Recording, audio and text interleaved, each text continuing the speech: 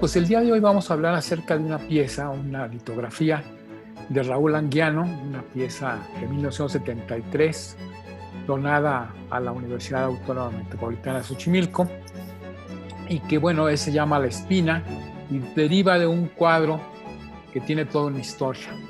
Toda esta serie de litografías y el cuadro mismo del pintor Raúl Anguiano, pues tiene toda una excursión que había convocado Fernando Gamboa, el gran museógrafo mexicano, un museógrafo que tenía ya un prestigio enorme por haber sacado las obras de arte mexicano cuando empezó la Guerra Civil Española, y ya en 1949, 10 años después, ya era un hombre muy prestigiado, y él convocó justamente a los artistas para ir a la Selva Lacandón. Un viaje muy complicado, un viaje realmente resultaba muy difícil, y sin embargo, pues invitó a varios artistas, entre ellos a Raúl Anguiano, a Prieto, Álvarez Bravo, y ellos fueron ahí a la Selva Lacandona.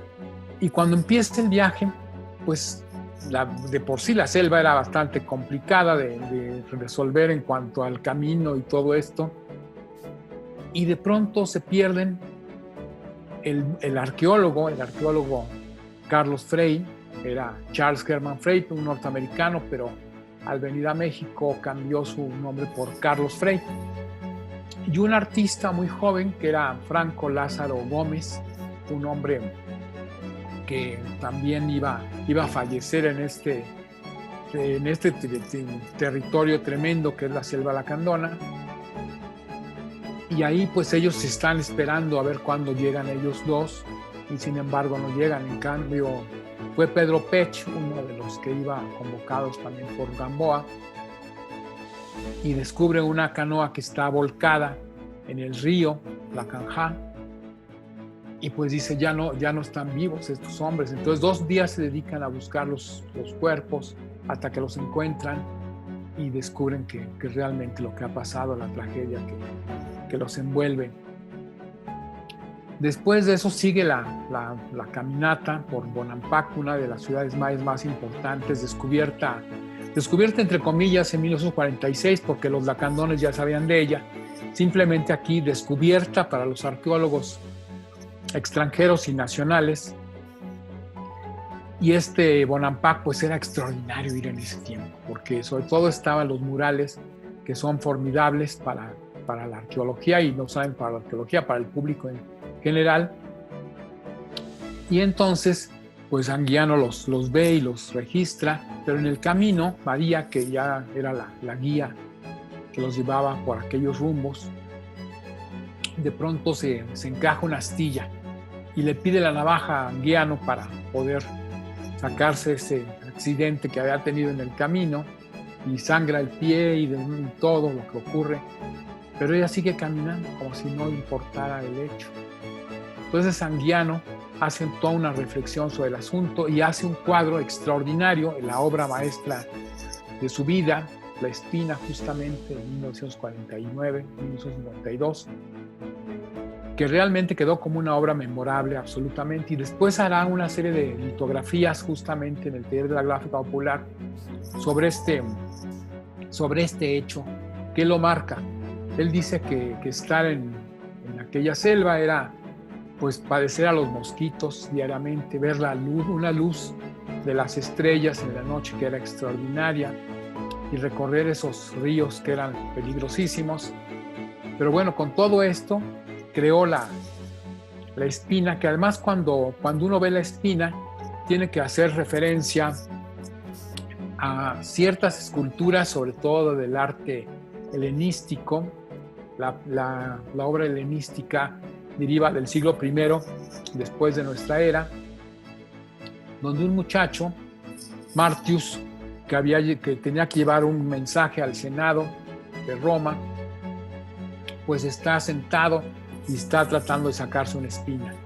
Pues esta obra realmente tiene que ver sobre todo con esta formación de la escultura helenística, sobre todo porque aquí se veía que tenían que ser temas mucho más humanos, mucho más ligados a una experiencia que estaba en la guerra, en los enfermos, en la vejez.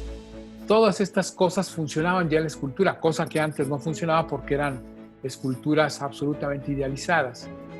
Y esta obra quedó como un ejemplo de ese momento histórico que después retomaría Filippo Brunelleschi. Filippo Brunelleschi que hizo la cúpula de Santa María de Fiore o de Flor en Florencia, y que después de haber participado en un concurso para llevar a cabo estas puertas del baptisterio, los grabados que estaban ahí, realmente pues perdió el concurso frente a Ghiberti, que hizo una cosa más homogénea según los jurados de aquel tiempo. Pero Filippo Brunelleschi hizo una pieza extraordinaria que se llama El sacrificio de Isaac.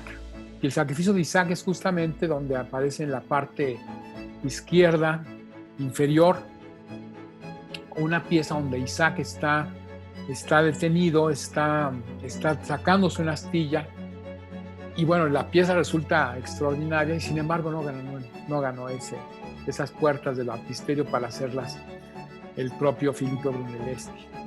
Esto en 1401.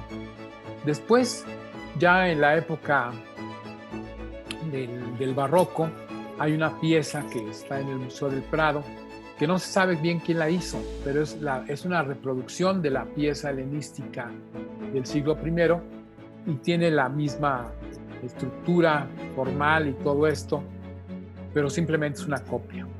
Después, ya cuando se descubre esta parte de las ruinas romanas y griegas en Sicilia, pues ahí hay una especie de repunte en estos temas, y Thorvaldsen, que es el gran escultor danés, hace justamente una pieza que también es una copia, pero con ciertas alteraciones ya sugeridas precisamente por su propio talento. Y también hay otra pieza de Canova, el gran escultor, que también trabaja estos temas. Y bueno, hasta ahí queda, digamos, los grandes referentes de esta pieza de la espina, que es una pieza que hay que reconocerlo, es una pieza extraordinaria dentro del arte mexicano, sobre todo porque habla de un grupo, de los lacandones, que en aquel tiempo estaban verdaderamente olvidados porque la revolución no les había dado un lugar específico, el arte mexicano les había dado un arte específico, y aquí, sin embargo, Anguiano les daba un lugar tan específico que lo convirtió en su obra maestra. Y Anguiano, hay que decirlo, es un hombre que desde muy joven participó en los murales del Centro Cultural Revolución, una escuela que está ahí en el centro, cerca de Bucareli y Valderas. Y en este Centro Cultural Revolución él hizo un mural que resulta absolutamente profético, porque hizo una pieza que se llama El nazismo contra el hombre y la cultura, donde justamente pinta algo del desastre que hay ahí con el nazismo que está surgiendo. Tiene apenas 3 años de haber surgido, y sin embargo ya Anguiano lo está viendo cómo funcionó a través del tiempo y a través sobre todo de la Segunda Guerra Mundial, que fue una cosa espantosa, pero aquí lo vio Anguiano con toda su magnificencia. Después Anguiano pintaría a las mujeres de muchas maneras posibles, desde desnudas, hizo una serie de Venus, justamente a partir de las Venus primitivas. Él trabajó este tema durante algún tiempo y después trabajó también mujeres mexicanas que le posaban a él. Y bueno, pues él fue un gran maestro de la Esmeralda, de San Carlos, y bueno, un hombre con una preparación extraordinaria que además pues llevó a cabo con una presencia formidable en el arte mexicano, gran amigo de Cuevas. En las fiestas de Cuevas estaba él entre otros invitados y era muy querido por su generosidad y por su gran talento plástico. Pues era una de las figuras principales en estas fiestas que organizaba José Luis Cuevas con motivo de su cumpleaños. Ahí se le podía ver al maestro Anguiano. Él vivió de 1913 a 2006. Imagínense ustedes la trayectoria que tuvo este hombre en esos 90 y tantos años que vivió. Y bueno, pues yo hasta aquí lo dejaría y me da mucho gusto comentar esta pieza de Raúl Anguiano. Muchas gracias.